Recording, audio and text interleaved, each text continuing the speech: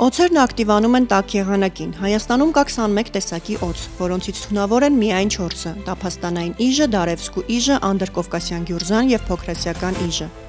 Բաց տարածքներում օձ տեսնելիս խորհուրդ է տրվում խուճապի չմատնվել և փորձել զգուշորեն հեռանալ, իսկ փակ տարածքներում տեղափոխվել անվտանգ գոտի և զանգահարել 911։ Եթե ձեզ կծել է թունավոր օձ, նույնպես խուճապի մի մատնվեք, զանգահարեք 911 կամ 103 հեռախոսահամարներով։ Փորձեք տուժածին նստեցնել կամ պառկեցնել, որպեսզի թույնը չհասցնի շատ տարածվել օրգանիզմում։ Հիշեք, որքան կծած տեղը հեռու է սրտի շրջանից, այնքան փոքր է վտանգը։